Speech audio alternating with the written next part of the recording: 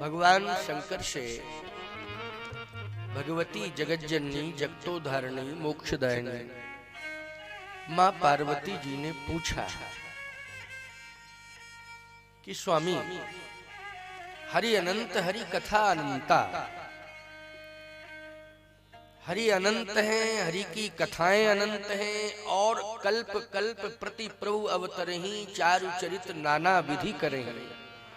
कल्प भेद में भी भगवान की अनेक कथाएं सुनने को मिलती हैं, लेकिन एक निवेदन कर रही हूं, इसमें किसी भी प्रकार की कोई शंका नहीं है, निवेदन है, प्रार्थना है आपसे।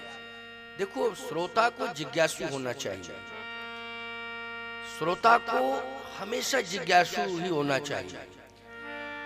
अगर वो विनम्र प्रार्थना करते हुए कथा श्रवण करेगा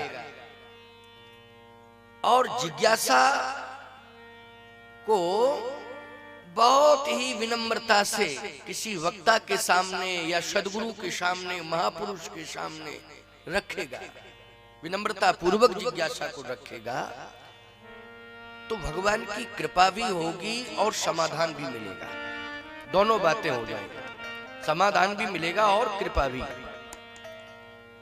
भगवान शंकर से मां पार्वती यही कहती हैं कि मैं निवेदन कर रही हूं, जिज्ञासु बनकर के प्रार्थना कर रही हूं कि ब्रह्म निर्गुण है कि सगुण है। बड़ा विवाद मचा हुआ है कि ब्रह्म निर्गुण है, कोई कहता है निर्गुण, कोई कहता है सगुण है।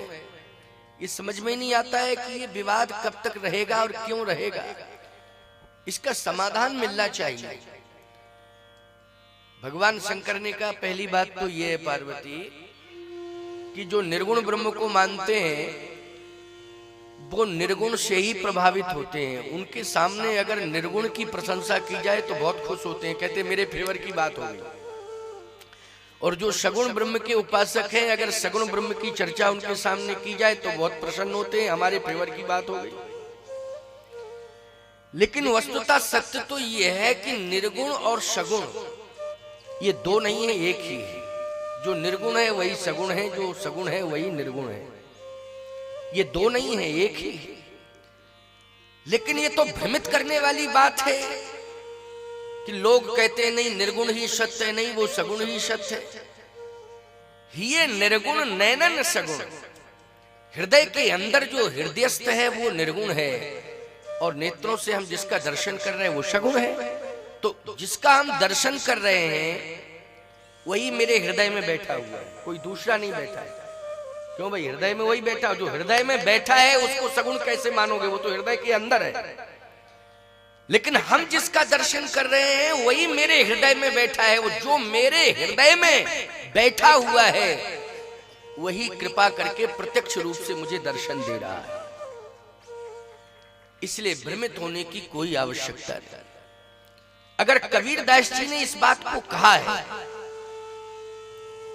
लोग कहते हैं ना कबीर जी ने तो तुलसीदास जी से पृथक अपना विचार रखा। मैं कहता हूं कि तुलसीदास जी से पृथक विचार कबीर ने कहां रखा है, लोग सिद्ध करें। तो आप कहते हो कि तुलसी कह रहे हैं वो कबीर, अंतर है। क्या अंतर है? कबीर ने कहा कि राम चार हैं, चार राम हैं।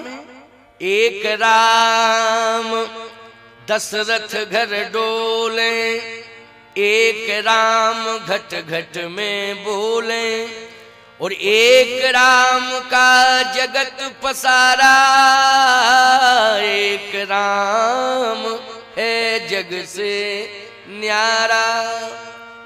तो कबीर ने तो राम को चार रूपों में प्रकट किया है। नहीं, मैंने कहा अधूरी बात मत पढ़ा करो, न सुना करो, बात पूरी पढ़नी चाहिए। अगर नहीं समझ में आ रहा है तो उसका समाधान किसी संत के पास जाके लेना चाहिए, और संत को भी चाहिए कि समाधान ठीक से दे। भ्रमित करने वाला समाधान नहीं मिलना चाहिए, भ्रमित नहीं। कबीर ने फिर लिखा, वही राम दशरथ घर डोले, वही राम घट घट में बोले, वही राम का जगत पसारा, वही राम है जग से न्यारा। राम तो वही है। तुलसीदास जी ने भी कहा, बिन पग चले सुने बिन काना, बिन पैर चले सुने बिन काना, कर बिन करम करे विधि नाना, कर बिन करम करे विधि नाना, आनन रहित सकल रस भोगी, आनंद रहित सकल रस भोगी, बिन वाणी भक्ता बड़ जोगी, बिन वाणी भक्ता बड़ जोगी, तन बिन परश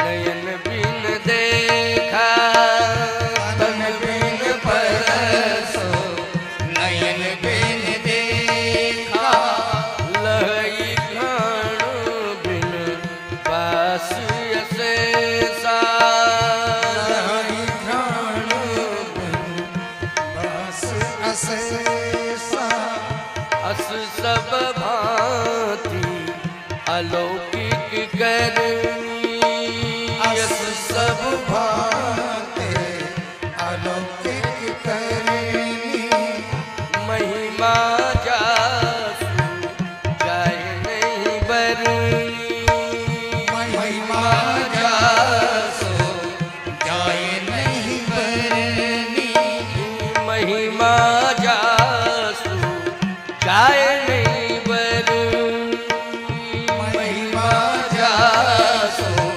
जाय नहीं बरनी। अंत में दोहा क्या है? निर्गुण और सगुण इन दोनों को एक कर दिया दोहे ने। दोहा नहीं पढ़ते हैं लोग, बस केवल चौपाइयां पढ़ लेते हैं। इस दोहे ने भ्रम दूर कर दिया।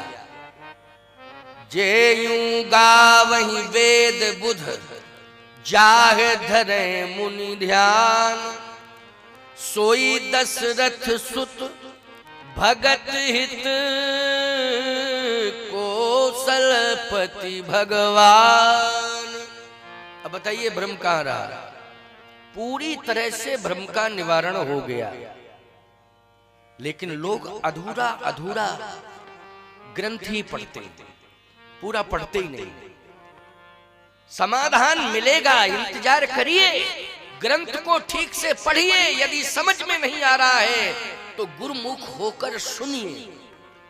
बिना गुरुमुख हुए कोई ग्रंथ समझ में नहीं आ सकता है।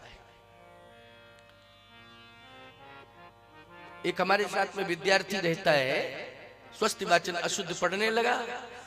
मैंने कहा किसने तुमको ये सिखाया है, किसने पढ़ाया? बोले मैंने तो YouTube से पढ़ा। बेवकूफ, उसी में गलत होगा तो फिर उसका शुद्ध कराया। अभी 2-3 दिन से बराबर उसको पढ़ा रहे हैं ठीक से।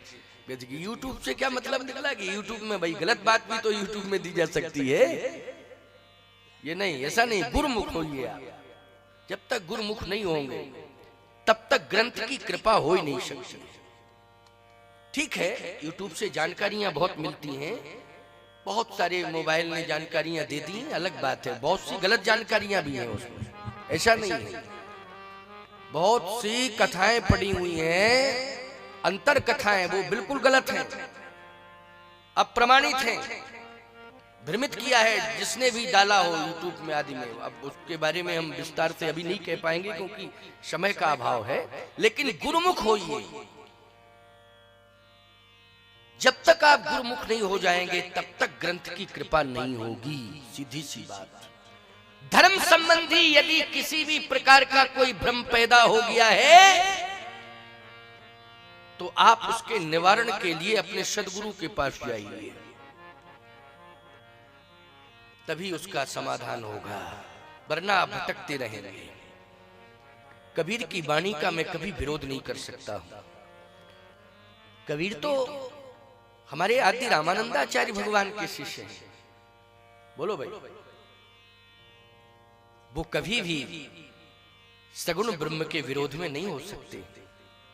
वो निर्गुण और सगुण दोनों को एक ही ब्रह्म है, वही ब्रह्म निर्गुण से सगुण हो गया है।